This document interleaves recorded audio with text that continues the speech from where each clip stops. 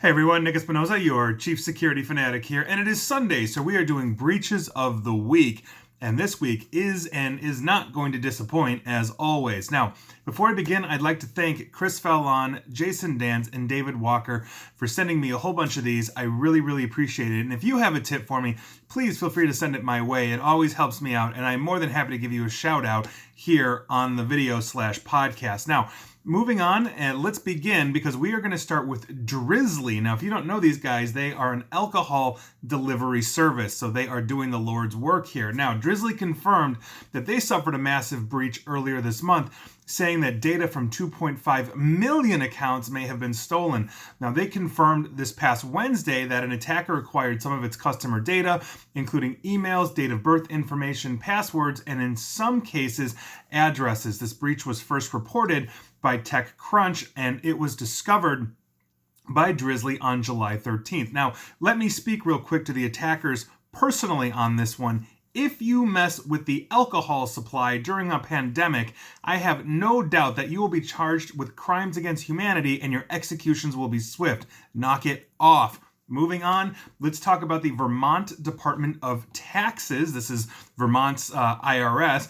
They had a flaw in their system for 3 years that could have compromised the social security numbers of people who filed property tax transfer returns online, but the department says it doesn't know if the breach actually occurred. They just had a vulnerability. From February 2017 to July 1st of this year, individuals who filed a property tax transfer return through their online filing system of the tax department were vulnerable due to information included in public land records that could have been used to have accessed other forms with personal information, including social security numbers. About 71,000 people basically have filled out this online form, so heads up Vermonters or Vermontians. I'm not sure what you guys call yourself. Heads up to you.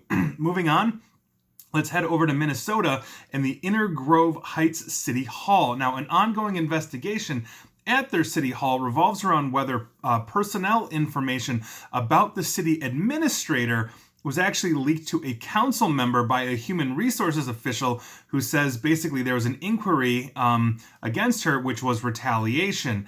So that is a very specific data breach, but if you are listening to this and you happen to be the city manager of Inver Grove Heights in Minnesota, heads up to you, buddy. You got hit. Moving on, let's talk about Blackbaud real quick, and I will give you an update. If you watched me or listened to me last week, you knew that there was a laundry list of information in terms of just the universities and nonprofits that I listed out, probably 30 or 40 of them.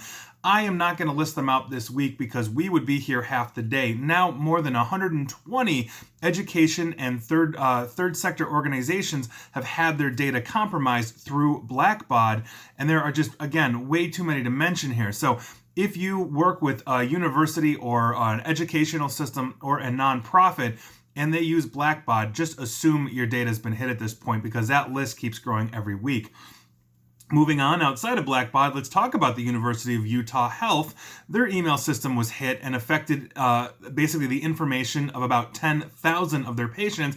As a precaution, staff, faculty, and students who are basically not University of Health employees or Epic users, which is the database that they use to run the health system, will be required to change their passwords by Wednesday, August 5th of 2020. So if you use the University of Health and you don't work there, go change your password. Ideally enable two-factor authentication or multi-factor authentication, assuming they provide it, and they should if they don't. Moving on, let's talk about SEI Investments. This is actually a pretty big one. A ransomware attack against SEI was basically detected in May and exposed the personal information of investors in roughly 100 of the fund administrators' clients, and this is according to people that are familiar with this. Now, here's the thing. They have some massive clients. So Angelo Gordon and Co., Graham Capital Management, Fortress, which is huge, Centerbridge, and Pacific Investment Management Co., or PIMCO, which another is a huge one, were among the funds whose investors were impacted by this attack. Some of SEI's clients notified their investors of the breach earlier this month after SEI told them about it. And so what ended up happening here was the attack infiltrated the corporate systems of MJ Brunner, which is a Pittsburgh and Atlanta-based service provider that developed and supports SEI investment dashboards and online enrollment portals. And so basically they got hit, which means SEI got hit because the attackers took files from Brunner that contained usernames and emails, and in some cases physical addresses and phone numbers of those associated with the dashboard. So heads up to you. If you have anything to do with any of those companies, I have a feeling that one's going to get bigger. Moving on, we're going to be talking about Ledger. This is actually a crypto wallet maker. They said customer details have been stolen in a data breach that may have been exploited for over 2 months. Now, the information stolen includes email addresses with a smaller subset of about 9,500 customers, also having their full names, addresses, postal addresses, and phone numbers exposed. Payment information, passwords, and cryptocurrency funds have not been affected, according to Ledger, and hopefully that's true. Moving on, let's talk about Shiny Hunters. You've heard me talk about them before. They are a criminal hacking group. Now, since July 21st, basically, they have been leaking databases for free on dark web forums, basically known for selling stolen data. Now, they just flooded a hacker forum with databases that exposed over 386 million user records that they have been basically putting there out for sale, but now it's out there for free. Now, if you recall, the Shiny Hunters were part of a whole bunch of different data breaches, including Wattpad, Dave, Chatbooks, Promo.com, Mathway, Home Chef, and also a breach of Microsoft's GitHub repository, not to mention others as well. Basically, what ended up happening here is the data aged to the point where Shiny Hunters thought, we're not going to make any money on this, so let's just put it out for the world, and that's exactly what they did. So heads up to you, Shiny Hunters is not going away, and this is really why we need cybersecurity. Moving on, let's talk about the internal source code of more than 50 high-profile companies. Now, this was originally reported by tech site Bleeping Computer, but a Swiss developer named Tilly Kottmann was able to pull source code from Microsoft, Nintendo, Disney, Motorola, and others because of insecure DevOps applications that leave basically their proprietary company information exposed. Now, Kottmann posted the code online to GitHub, basically, which anybody could access because he made it public, tagged under X-Confidential and Confidential and Proprietary, and the developer posted a link to the repository on his Twitter account, and I believe Reddit as well, although that's not in my notes. Now, this really underscores the need to have secure DevOps and also production. No more fast and loose with the controls, developers. It's getting you into trouble. This proves it. And Nintendo is not a fan. I've seen them all over the news due to this subject because, like the secret recipe for Coca-Cola, Nintendo is very close to the chest on that one. Moving on, let's talk about Nielsen. This is the market research company that does all those ratings. We are talking about the Australian division. A cyber attack on Nielsen Australia has left Aussie television networks in the dark about their performance for the past week because they couldn't get the numbers. Basically, audience figures for Tuesday, Wednesday, and Thursday have yet to be released following a ransomware attack which collects and measures data, obviously for a major provider down there called OzTam. Now, on Friday, an OzTam spokeswoman said Nielsen was aiming to resume private daily ratings by Wednesday of next week. Once this problem is resolved, Nielsen intends to release the backdated figures for each missing day as well, and hopefully improve their cybersecurity, although that wasn't mentioned in the article. Excuse me. Moving on. Let's talk about Dussmann Group or Dussmann Group. This is the largest multi-service provider in Germany. The Nephilim ransomware group basically began to publish unencrypted files stolen from Dussmann Group's subsidiary during a recent attack. The company confirmed to multiple sources at one of its subsidiaries, and I am not even going to try and pronounce this at all, but they're known as DKA. Please do not ask me to try and pronounce that second word K. They confirmed that DKA recently suffered a ransomware attack where data was stolen. Now, during the DKA attack, the Nephilim operators claim to have stolen unencrypted files before deploying the ransomware. And in basically a post to their data leak site on July 27th, Nephilim basically published 2 articles containing 14 gig worth of stolen files. I meant archives, not articles. Archives of 14 gig worth of stolen data from DKA. So heads up to you. if you use the Dustman Group, or DKA, which I will not pronounce. Moving on, let's talk about Central Health. This is out of Newfoundland in Canada. A former employee has inappropriately accessed the health records of approximately 240 individuals. This person obviously has been terminated. I don't have much more than that, but if you use Central Health in Newfoundland, heads up to you. Moving on, let's head back down under and talk about Telstra. This is a major ISP in Australia. They had a massive messaging storm that overwhelmed a portion of their domain name server or DNS infrastructure for several hours a week ago on Sunday, causing widespread internet problems for mostly East Coast customers. Actually, it could have been yesterday as well, since Australia is a day ahead from when I am doing this. Now, Telstra initially said in a statement on Twitter that some of its DNS infrastructure was targeted by a cyber attack known as a denial of service. This is according to them. And more tech-savvy customers were able to confirm this because they were stating that as soon as they switched their DNS provider from Telstra to Google or another place, the internet began working. So there you go. Sounds like a DNS outage to me. Telstra apparently has it under control, and hopefully nothing else was hit. Moving on, we're going to be talking about a South Korean, I assume South Korean, interior design website called Decorating the House. We think because this is a translation from Korea, or rather from Korean, which I do not speak. Now, in March of 2020, Decorating the House suffered a data breach which impacted almost 1.3 million members. So basically, this information that was exposed was email addresses, names, usernames, and phone numbers, and all of this was apparently shared immediately into dark web forums and ended up in Have I Been Pwned, which is where this is coming from. So that's obviously a big issue. So if you use Decorating the House or any other interior decoration site in Korea, if you are Korean, again, I assume South Korean, heads up to you. Moving on, I want to give you an update on the UFO VPN breach. Now, it is getting worse. Now, if you recall, UFO VPN claimed to be a company that had no logs whatsoever and would keep your privacy out of Hong Kong. Well, basically, that was proven false by VPN Mentor, who found a whole bunch of information that they were indeed keeping logs. Now, that breach is estimated to be 1 billion records, which is up, but it gets worse because there are other VPN services caught up into this one because there was a whole bunch of information found. So if you use UFO VPN, Fast VPN, Free VPN, Super VPN, Flash VPN, Secure VPN, or Rabbit VPN, heads up to you because entries within the exposed database contain personal details about users such as email addresses, home addresses, clear text passwords, meaning anybody can read your password just out of the blue, just as is, IP addresses and other identifying information on those VPNs. So if you use any of them, stop, cancel your subscription, and go get a better one.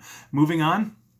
Let's talk about CWT. This is a giant U.S. travel management firm. They just paid $4.5 million U.S. to attackers who stole a ton of sensitive corporate files and said that they had basically knocked 30,000 CWT computers offline. And this is according to a record of the ransom negotiations as seen by Reuters, the news service. The attackers used a strain of ransomware called Ragnar Locker and knocked them out. So hopefully CWT pays this ransom, gets back on their feet, but there is no guarantee that information isn't still going to get out there. There are no honor among thieves. Moving on, let's talk about a company called OnePlus. You might know them. They are a smartphone maker out of China. They reportedly exposed hundreds of customer email addresses while sending out a mass mailer for a research study to basically a select number of their users. But here's the thing, human error. Instead of putting the email addresses in the BCC or blind carbon copy field, they just CC'd everybody or put it in the to. And so obviously that resulted in every recipient seeing every other recipient. So BCC, blind carbon copy, use it. Moving on, let's talk about Pivot Technologies. This is a Canadian-based MSP or managed service provider or IT provider. They disclosed it was a victim of a ransomware attack that resulted in sensitive information being accessed by the attackers, not what you want to hear from your IT provider. The incident occurred last month and hit impacted data held by the parent company and its subsidiaries and some former and current affiliates as well. Now, the threat actors apparently were not able to complete the attack and encrypt the files on the company's systems, but they spent enough time on the network to be able to access sensitive information and also steal some of it. An investigation of the incident conducted by a cyber forensic firm on July 1st said that the intruders had access and exfiltrated, and I quote, limited personal information of United States-based employees and consultants. Specifically, the inspection revealed on July 7th that the attackers had compromised names, addresses, dates of birth, gender, disability status, interestingly enough, and type of insurance coverage. So I'm guessing they hit probably the HR database or health database of Pivot. But if you have Pivot, use Pivot, work for Pivot Technologies out of Canada, heads up to you. Moving on, let's talk about IndieFlix. This is a streaming service for independent films and all of that. They have an insecure Amazon S3 bucket or database publicly exposed that contained over 90,000 files related to their streaming service, which included scans of confidential motion picture acquisition agreements, tax ID requests that include filmmakers' social security numbers and employer identification numbers, also known as EINs, as well as relatively detailed contact information of thousands of film professionals. Additionally, the buckets host thousands of video files on short films, movie clips, and trailers that can be accessed and downloaded by anyone, basically that had a direct link to the files. So running fast and loose and wide open. Hopefully IndieFlix will lock that down. Moving on, let's talk about the Kerala State Electricity Board, or KSEB. This is in southern India.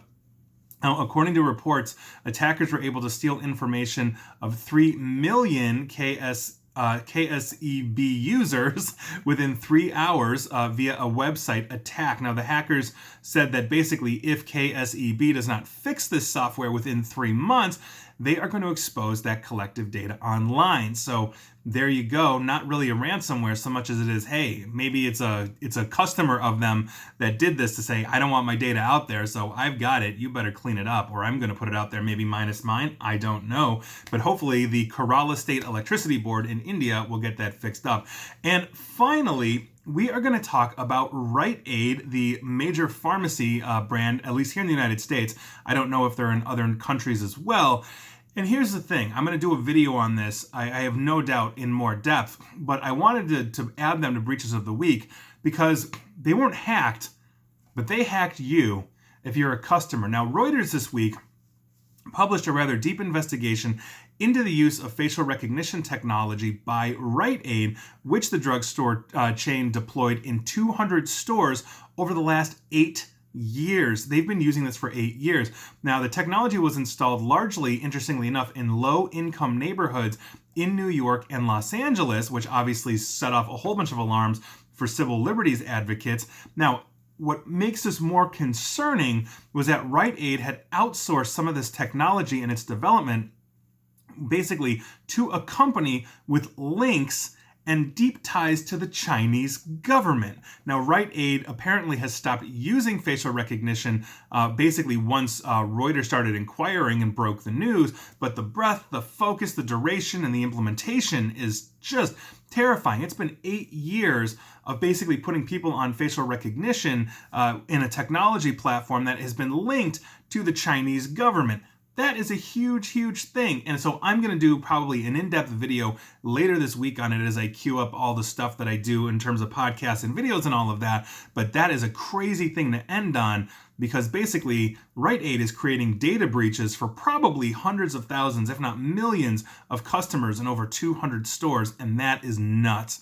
And so those are your breaches of the week. Were you affected? If you use Rite Aid, you probably were. And please like, share, follow me here on Facebook and Twitter at NickAESP. And please feel free to subscribe to me at YouTube as well. And as always, stay safe and stay online. Thanks, everyone.